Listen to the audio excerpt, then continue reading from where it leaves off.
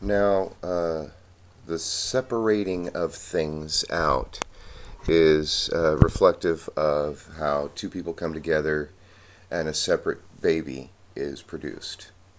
It's the individuation process, the differentiation process, where multiple forms, multiple and various forms are developed.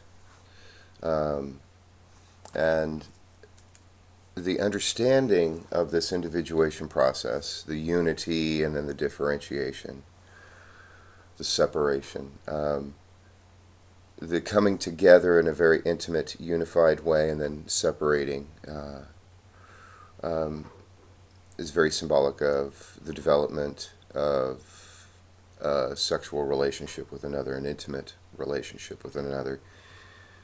And there are a lot of people that say, well, you don't have to have sex to have an intimate relationship. Yes, that's true, and that's what I was saying. However, the very physical act, the visceral physical act, roots us in time, roots us in reality, and can give us an in-depth realization about the processes involved, the connectedness, and how to be connected, and what it is to be separated.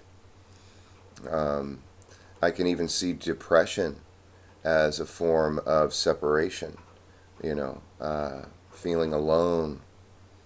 It's that differentiation process. And that a lot of people may be just expressing the differentiation process, but get too caught up in it and feel very alone and lonely and depressed.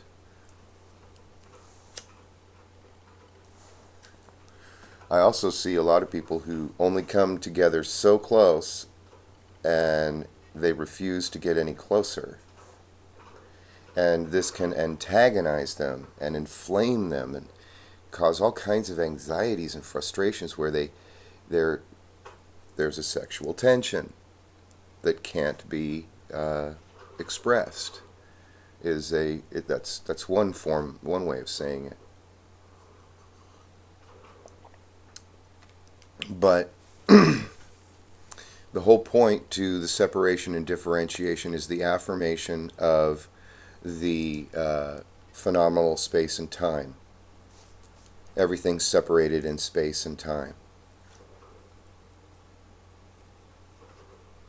This affirms life. Before life, everything was unity. It was all together, and there was no self and other.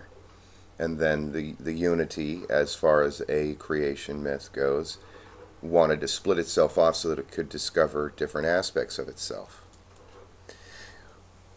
The past few days, what I've been expressing is a philosophical view of a myth to live by that may help bring order to the chaos we're going through at this point in time. I realize I've come to this realization that does not put me at odds with the world. Though the world may put itself at odds with me, I understand that that's just part of the opposites clashing with each other to create a dynamic energy that fulfills and affirms more separation and splitting off and individuation and separation.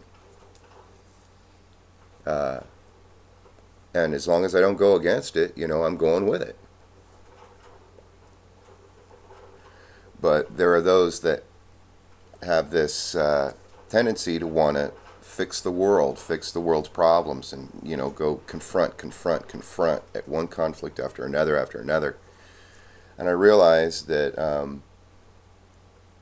for me, in this perspective that I'm expressing, they really haven't had that sexual unity, that unity, that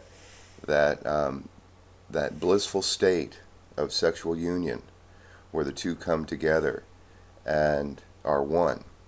And I have this poem, perhaps we all knew what it was we needed to know, perhaps we were right all along, perhaps the words were what it was, separating the two from the one. For aren't the eyes the window of the soul, something in the eyes?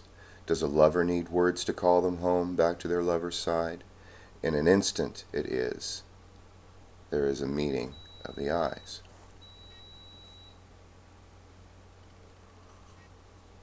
No, in an instant it is. The two are made one with a meeting of the eyes. So this differentiation process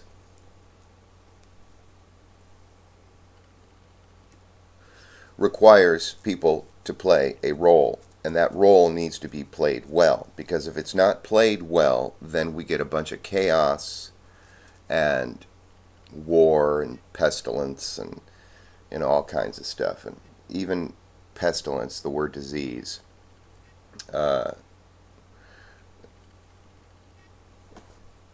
is not necessarily a bad thing. And out of war, out of those dark nights, we are inspired to reach really deep into our core for what is most important. And if we reach deep enough and we have it within us to go there and come back, we realize we're all one and that we're fighting for the same thing. We're all fighting for the same thing. I think this was the inspiration for America. And I think this, at some level, speaks to a great many people on the planet. The basic ideas of what America stands for. Now, past all the words, the terms, and the phrases, that's what I mean. Is America stands for something. It's mythological. It's beyond words. But then we get caught up in politics, and we get caught up in economics. So we think that it's got to be a capitalistic thing. We think that it's got to be a democratic thing. These are terms and phrases. These are only vehicles of expression of that root thing, that mythical idea that is beyond the terms and phrases. So different economic structures come and go. Different political structures come and go.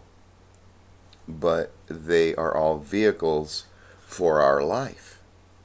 And our life is one. And the ideas underneath, the really important ideas underneath, are one. And to put terms and phrases on it can really separate us out. They can work for a time, but then that's only if we understand the deeper meaning. And we understand that that's just a role that's being portrayed for a time. But then we take it too seriously. We get caught up in the terms and the phrases. And we think that, oh no, the name of this God is the name of the only God. And if you've got a different name, then it's not the one God. And we start having chaos and disunity.